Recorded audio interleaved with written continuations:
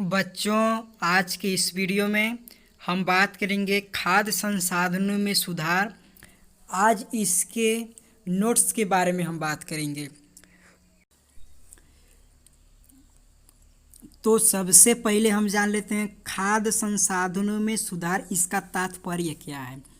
तो देखिए, खाद्य संसाधन यानी कि खाने वाले पदार्थ में उसका जो संसाधन, जो उसको उत्पादन करने में जितने साधनों का उपयोग किया होगा उसमें क्या क्या सुधार करनी चाहिए जिससे कि हमारा उत्पादन हो वो अत्यधिक प्राप्त हो।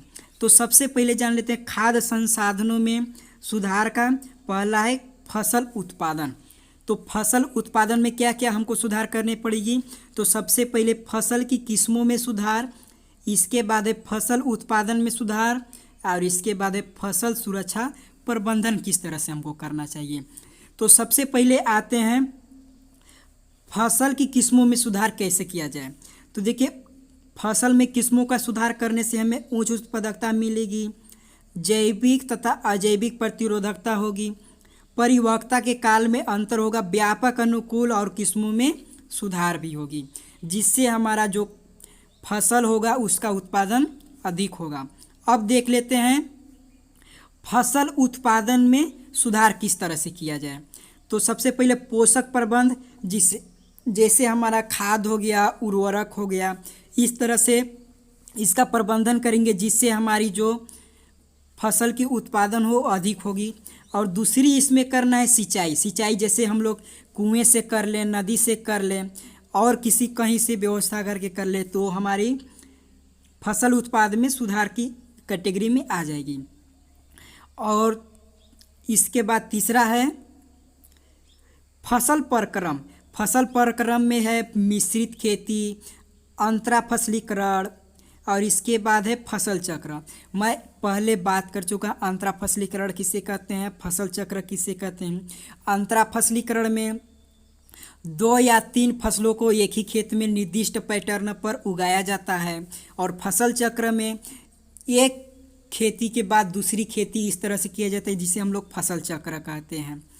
अब आते हैं फसल सुरक्षा प्रबंधन हमें किस तरह से करनी चाहिए। जैसे मैदान में सुरक्षा कैसे किया जाए, जैसे बीमारी से बचाव, खरपतवार से बचाव, कीट से बचाव। और दूसरा है संग्रहण में सुरक्षा, जैसे जैविक कारक, अजैविक कारक। जैविक कारक में जैसे जीव आएंगे, जैसे चिचड़ी हो गया, दीमक हो गई, इस तरह से। और अजैविक कारक में होगा, अजैविक कारक में जैसे धूप, नमी हो गया, धूप का प्रभाव, इस तरह से आएंगे अजैविक कारक में। तो इस प्रकार फसल के उत्पादन में वृद्धि हो सकती है यदि हम इनमें सुधार करें तो। अब चलते हैं नेक्स्ट में क्या है। अब है अध्याय एक नज़र में। इसका अर्थ है कि इस पूरे अध्याय में क्या है उसको थोड़ा सा 4-5 लाइनों में दे दिया है कि इस पूरे अध्याय में क्या है। पहला, इसमें सभी प्राणियों को अपने विकास स्वास्थ्य के लिए भोजन की आवश्यकता होती है। ये सभी को पता ही होगा, जीवित प्राणियों के लिए विकास, स्वास्थ्य और जीवन जीने के लिए भी भोजन की आवश्यकता होती है। और भोजन से हमें क्या क्या मिलती है ये देख लेते हैं। भोजन से हमें पोषक तत्व जैसे कार्बोहाइड्रेट जो हमारे शरीर को एनर्जी देती है, प्रोटीन मिलती है भोजन से, वसा, विटामिन, खनिज पदार्थों प्राप्त होते हैं जिनसे हमारा स्वास्थ्य भी अच्छा होता है, शरीर का विकास भी होता है और जीवन जीने के लिए भी आवश्यक होता है। और तीसरी है पेड़ पौधे तथा जानवर भोजन के मुख्य स्रोत हैं। पेड़ पौधे जानवर के भोजन के मुख्य स्रोत हैं। आप सभी को पता ही होगा, जैसे भारत की जनसंख्या लगभग 100 करोड़ से भी ज़्यादा है जो लगातार बढ़ रही है। ये सब किस पर डिपेंड है, ये पेड़ पौधे पर ही सब डिपेंड होते हैं। और इस प्रकार नेक्स्ट है बढ़ती जनसंख्या के हेतु अन्न उत्पादन के लिए फसल तथा पशुधन के उत्पादन की क्षमता बढ़ाना अति आवश्यक है।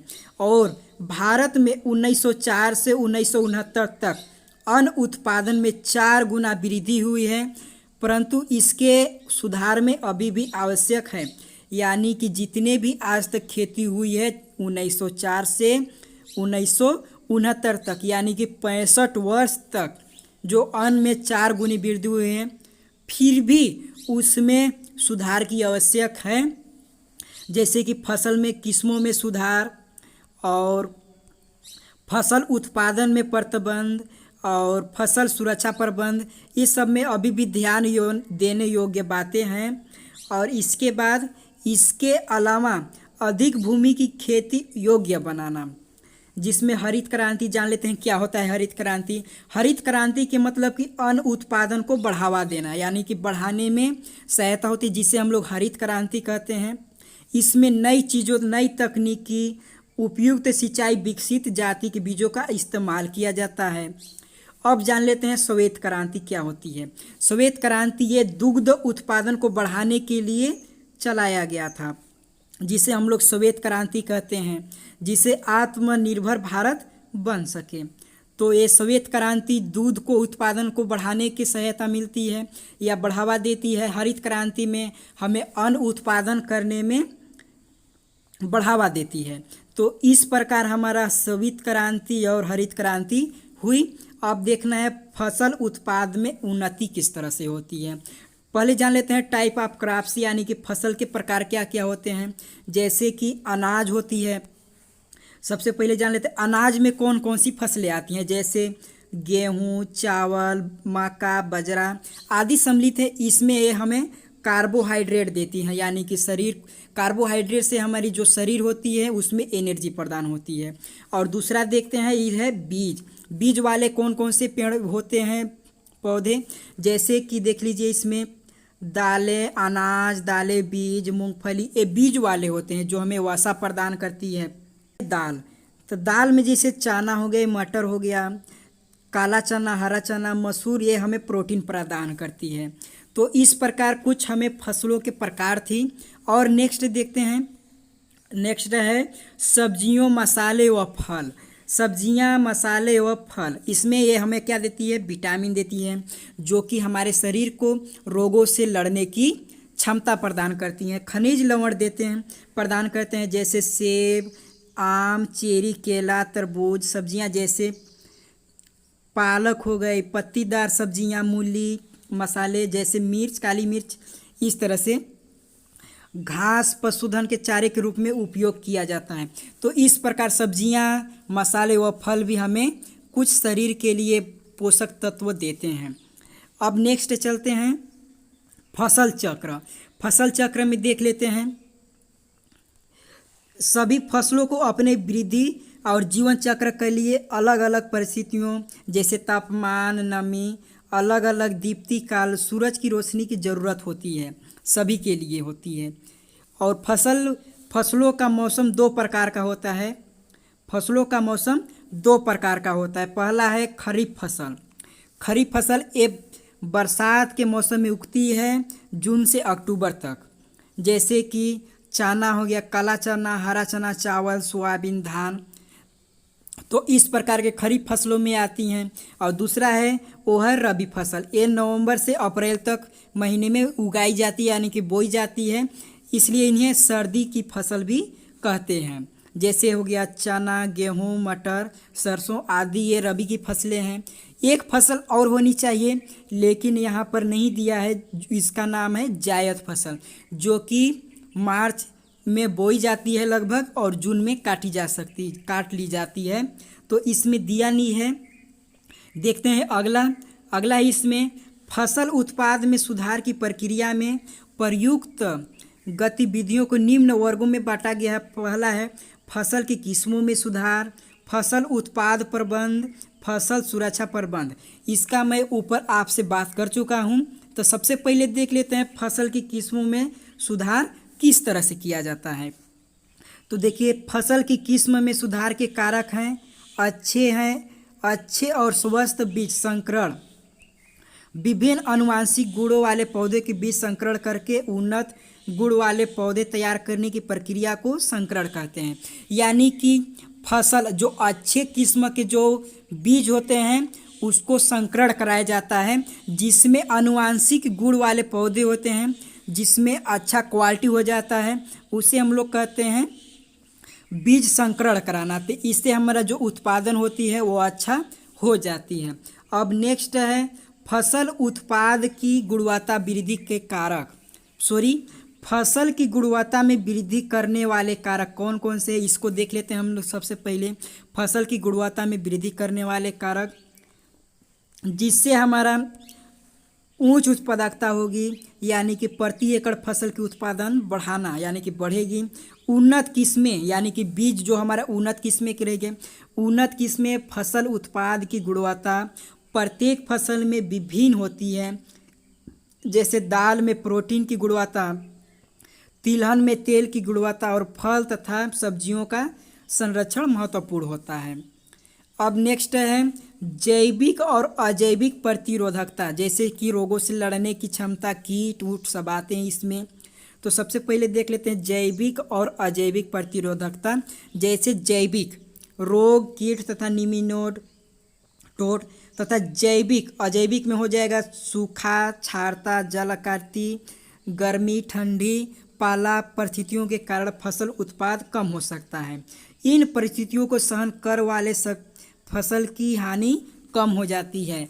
यानी कि जैविक और अजैविक प्रतिरोधकता, जैविक में जीव वाले जैसे हो गए रोग किसी कीड़े के कारण हो गए, और अजैविक में आपको पता ही होगा सूखा आएगी, गर्मी ठंडी का सभी का प्रभाव ये अजैविक प्रतिरोधकता में आएगी।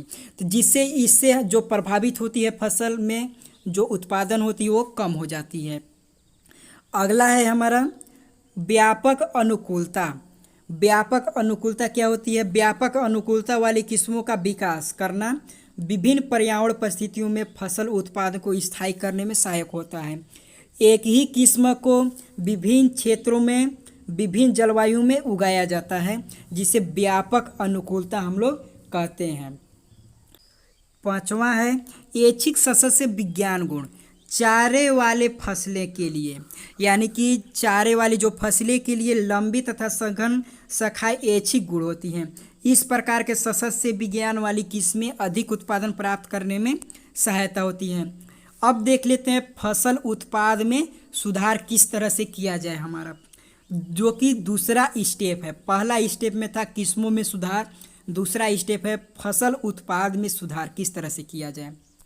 तो सबसे पहले देख लेते हैं किसानों के द्वारा की गई विभिन्न प्रकार की तकनीकी इस्तेमाल की जाती है, जिससे फसल के किस उत्पादन में वृद्धि होती है। ये निम्न है। जैसे कि फसल उत्पाद में मैंने ऊपर बात किया था, सबसे पहले पोषक प्रबंध जिसमें खाद और उर्वरक आते हैं, फिर सिंचाई आते हैं जिससे आप कुएं से नदी से सिंचाई कर सकते हैं, और लास्ट वाला था फसल उगाने के तरीके या फसल पैटर्न क्या होते हैं। तो इन लोगों को सभी की हम बात कर लेते हैं। सबसे पहले पोषक प्रबंध जिसको हम किए थे, जिसे हम प्राप्त किए थे खाद तथा उर्वरक। तो सबसे पहले दूसरे जीवों की तरह पौधे को भी वृद्धि हेतु कुछ तत्व यानी कि पोषक पदार्थों की आवश्यक होती है, जिन्हें हम पोषक तत्व कहते हैं। जैसे कार्बन, ऑक्सीजन, हाइड्रोजन, ऑक्सीजन तथा 13 पोषक तत्व। इस प्रकार के पोषक प्रबंध हम कर सकते हैं। अब इनका आधार देख लेते हैं। इनका आधार क्या है? जहाँ पोषक से पदार्थ प्राप्त होते हैं वो है जैसे हवा, पानी, मिट्टी, इस प्रकार के हैं जो कि हमें आधार के रूप में काम करते हैं पोषक प्रबंध में। अब पहला है पोषक प्रबंध में बृहत पोषक। बृहत पोषक में हमको क्या मिलता है? नाइट्रोजन वायु भूमि से प्राप्त होती है। जो नाइट्रोजन वायु और भूमि से प्राप्त होती है बृहत पोषक, जो कि अधिक मात्रा में पौधों को आवश्यक होती है। नाइट्रोजन वायु और भूमि से प्राप्त होती है जो बृहत पोषक, जो हमारे पौधों के लिए बहुत आवश्यक होता है। अन्य है जैसे फास्फोरस, पोटेशियम, कैल्शियम, मैग्नीशियम आदि सल्फर होती हैं।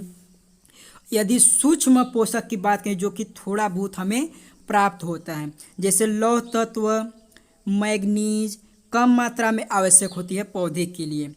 और अन्य में बात करें तो बोरान, जिंक, बोलिडियम, इस प्रकार के क्लोरीन आते हैं।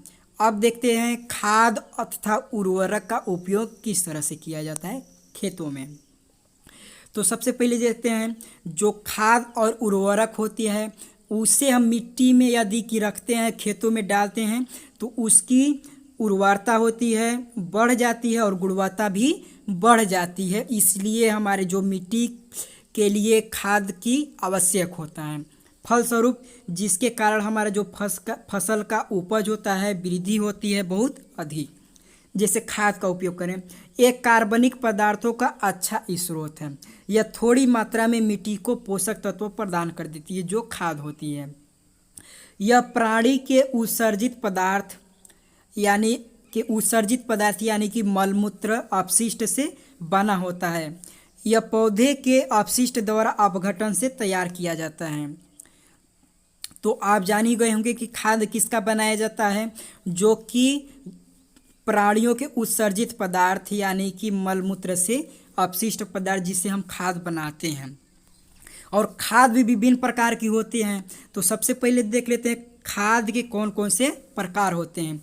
एक होता है कंपोस्ट खाद और दूसरी होती है वर्मी कंपोस्ट खाद। तो सबसे पहले हम जान लेते हैं कंपोस्ट खाद क्या होती है। तो देखिए, पौधे व उनके अवशेष पदार्थों जैसे कूड़े करकट, पशुओं के गोबर, मनुष्य के मलमूत्र, कार्बनिक पदार्थों को जीवाणु तथा कवकों की प्रक्रिया से द्वारा खाद के रूप में बदलना कंपोस्ट कहलाता है। जैसे कि मान लीजिए किसी का मलमूत्र को, जैसे पशुओं के गोबर हो गए, कूड़ा करकट को आदि को हम कवकों की क्रिया द्वारा खाद के रूप में बदलना ही कंपोस्टिंग कहलाता है।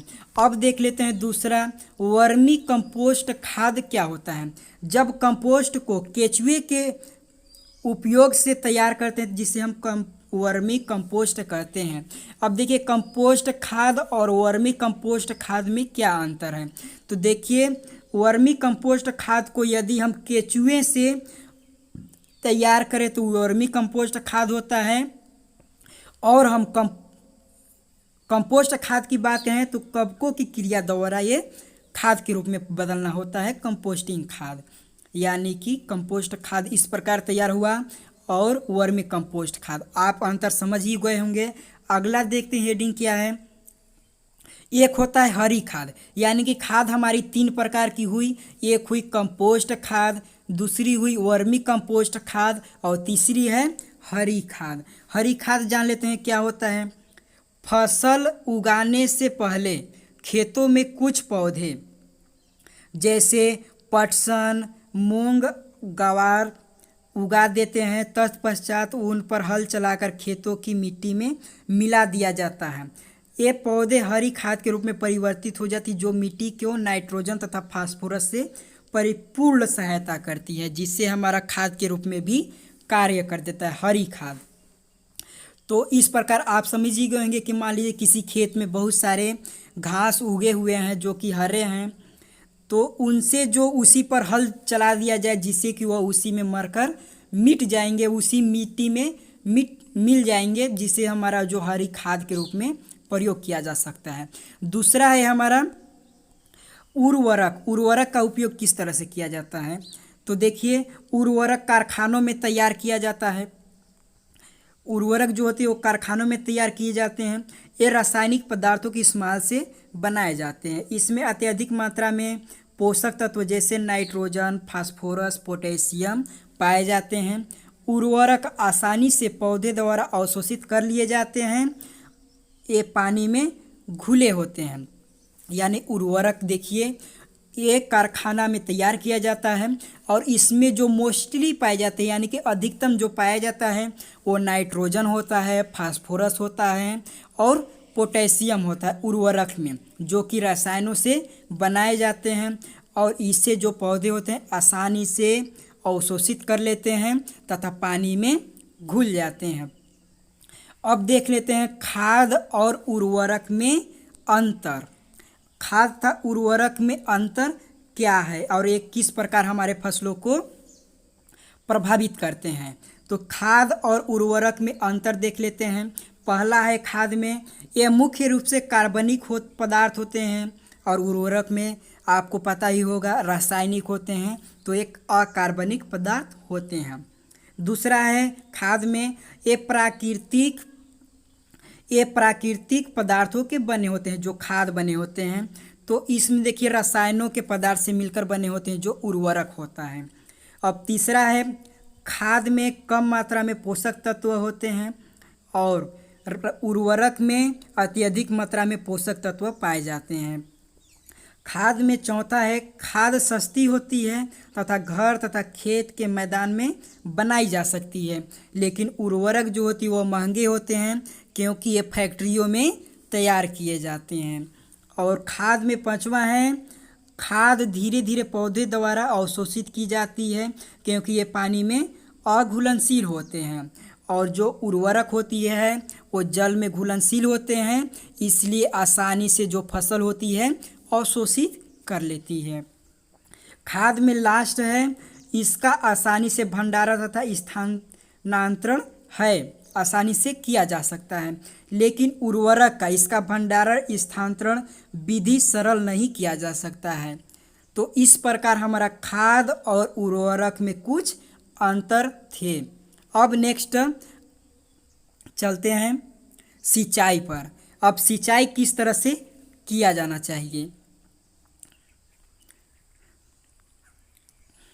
अब देख लेते हैं।